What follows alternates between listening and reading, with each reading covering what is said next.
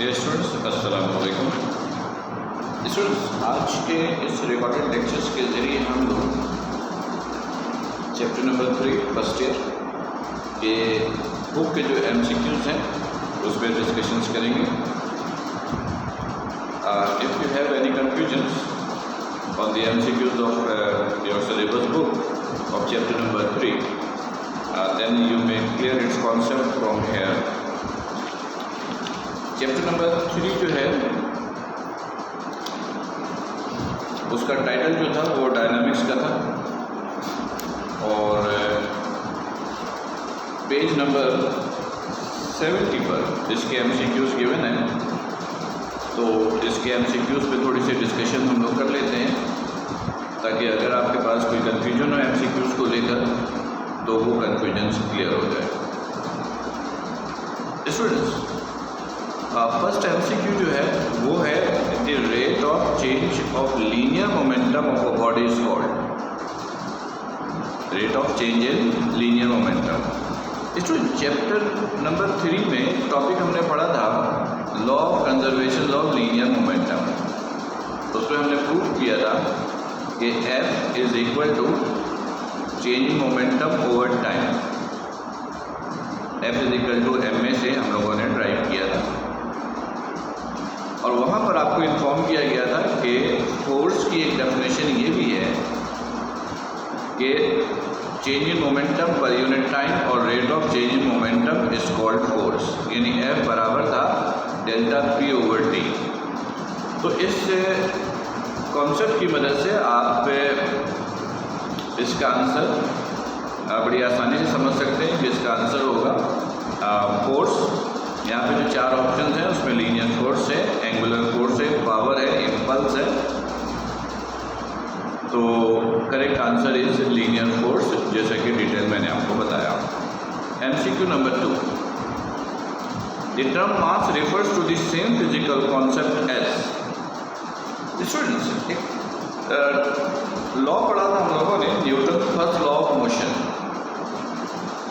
उसका दूसरा नाम हमने आपको दिया था लॉ ऑफ इनर्शिया।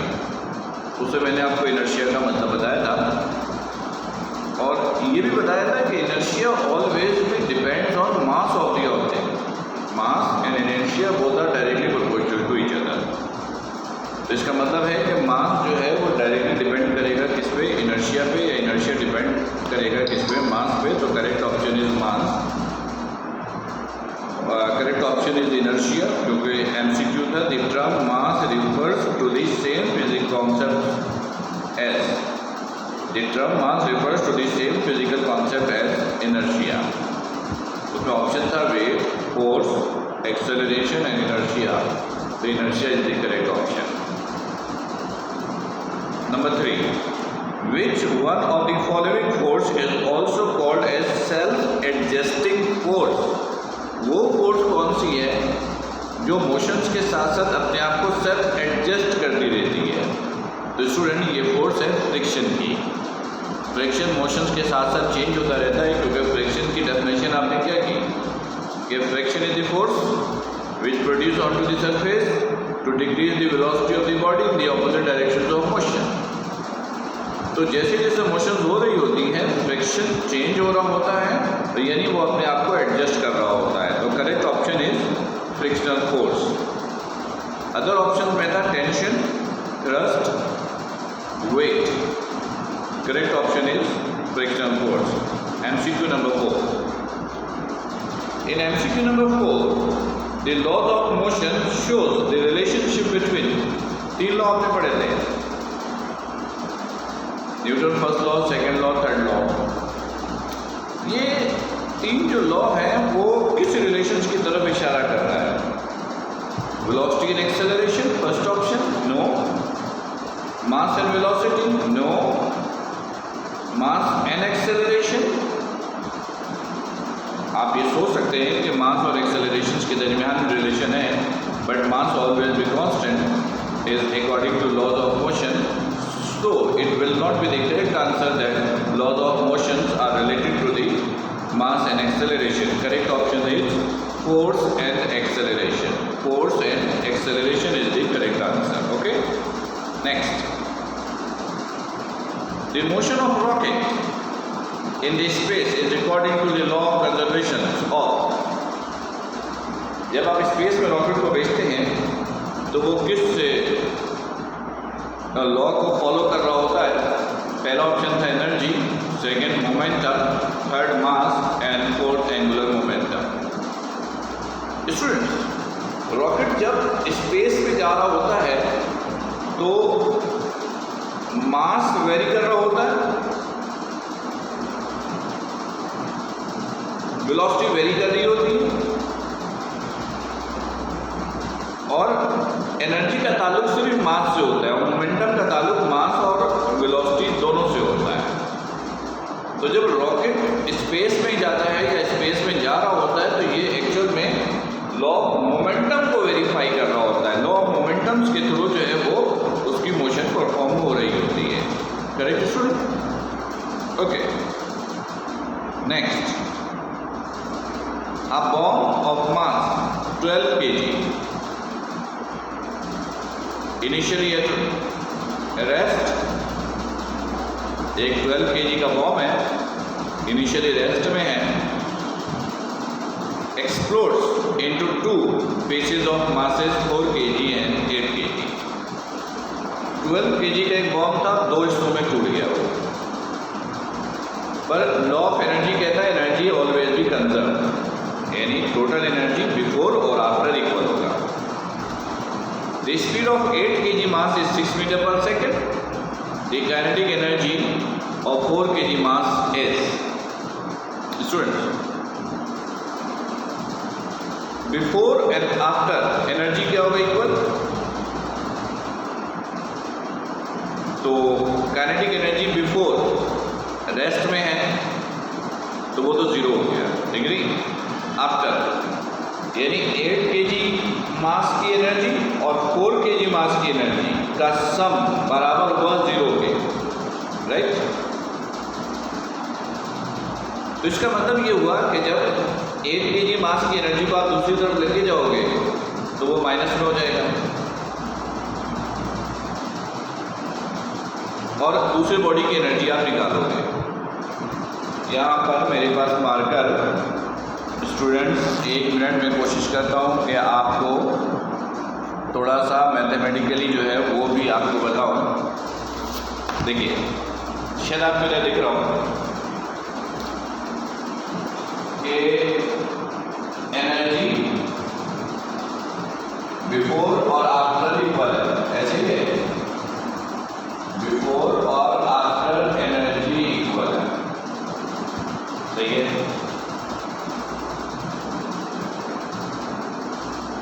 अच्छा, अब देखिएगा, बिफोर जो है वो बॉम्ब जो है वो रेस्ट में है तो उसकी एनर्जी 0, यहाँ पे काइनेटिक एनर्जी 8 kg का और काइनेटिक एनर्जी 4 kg का,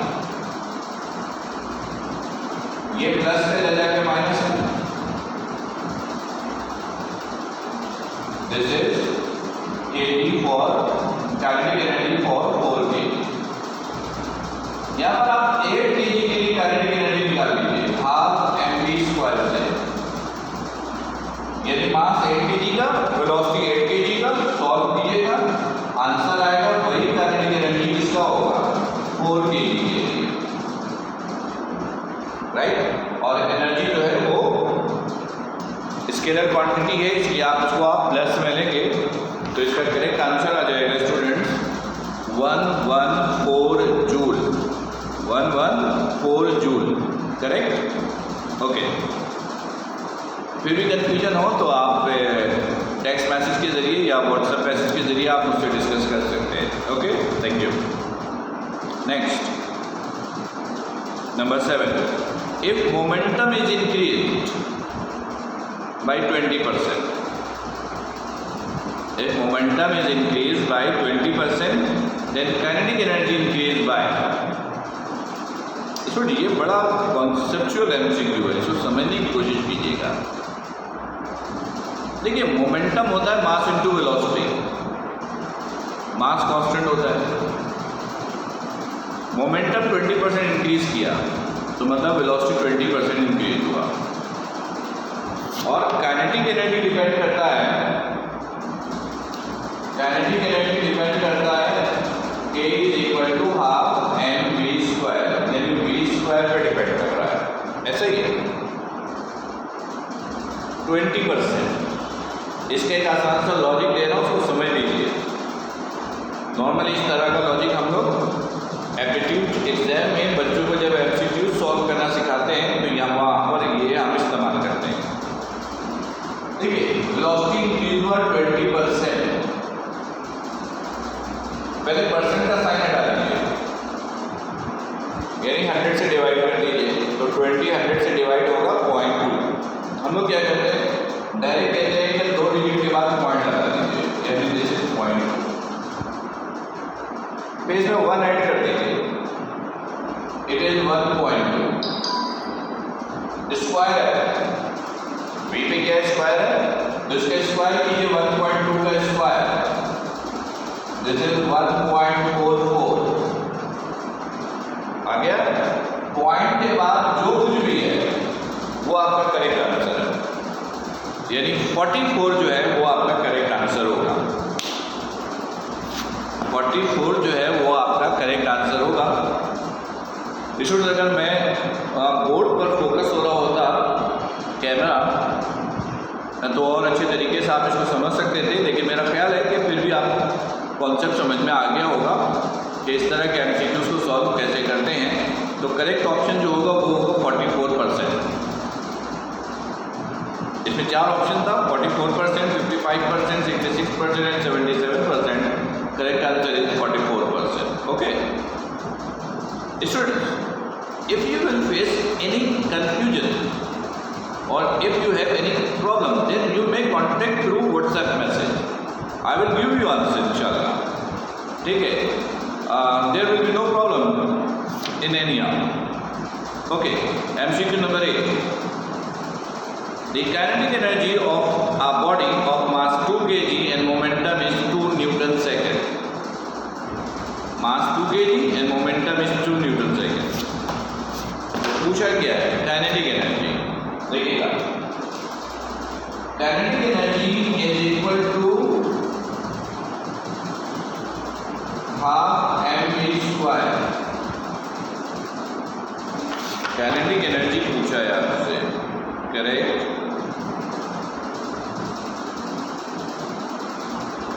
करेक्ट, काइनेटिक एनर्जी पूछा है। तो देखिएगा, काइनेटिक एनर्जी क्या लिखा मैंने, kinetic energy is equal to half mv²। इसको आप ऐसे लिखिए, half mv into v, mv into v। सही है। तो मोमेंटम देखिए, p बराबर है mv, this is 2, mass is 2, velocity निकाल लीजिए, वेलोसिटी इज 1, करेक्ट। तो half mv, this is 2, velocity is 1, then cancel, this is 1 joule. Correct answer is 1 joule, but in option yes 1 joule। बात समझ में आई? इधर देखिएगा, P बराबर है कोई, अच्छा इसमें दिख नहीं रहा, थोड़ा सा कैमरे को चेंज किया। P बराबर है कोई, मोमेंटम गिवन है 2 न्यूटन सेकेंड, मास गिवन है 2, यहाँ से वेलोसिटी निकाला 1 मीटर पर second. Kinetic energy is equal to half mv², इसको ब्रेक करके लिखा है mv into v। तो ये 2 से 2 कैंसिल, mv की जगह 2 लिखा था, v1 लिखा था, half by 2 to 2 cancel, answer will be 1 joule, right. तो 1 जूल जो है वो इसका करेक्ट आंसर है, 1 जूल जो है वो इसका करेक्ट आंसर है। ओके, नेक्स्ट स्टूडेंट्स, अब देखिएगा number 9। For the same kinetic energy the momentum is maximum for, kinetic energy same है, तो किसके लिए मोमेंटम ज़्यादा होगा? सिंपल से एक रूल, जिसका मास ज़्यादा होगा उसका मोमेंटम ज़्यादा होगा। For the same kinetic energy the momentum is maximum 4 electron, proton, neutron and alpha particle. Alpha particle का मास 2 इलेक्ट्रॉन के मास के बराबर होता है। ये एक भारी पार्टिकल है तो इसलिए इसका मोमेंटम भी क्या होगा? ज़्यादा होगा। सिंपल रूल है, अगर काइनेटिक एनर्जी सेम है तो मोमेंटम उसका ज़्यादा होगा जिसका मास ज़्यादा होगा। तो अल्फा पार्टिकल का मास ज़्यादा होता है इसलिए इसके लिए मोमेंटम भी ज़्यादा होगा। Okay, number 10, a 3 kg bowling ball experiences a net force of 15 Newton. What will be the acceleration? ये बड़ा सिंपल सा है। F is equal to m है, A is equal to F over m, F is 15, mass is 3, 15 divided by 3, answer is 5 meter per second square. Correct students? Okay, book के जो MCQs हैं उसका एक आइडिया आपको मिल गया होगा कि इसका करेक्ट आंसर किस तरीके से निकाला गया है। फिर भी कोई कन्फ्यूजन हो तो व्हाट्सएप मैसेज के जरिए आप उससे डिस्कस कर सकते हैं। ओके, थैंक यू, अल्लाह हाफिज़, अस्सलाम वालेकुम।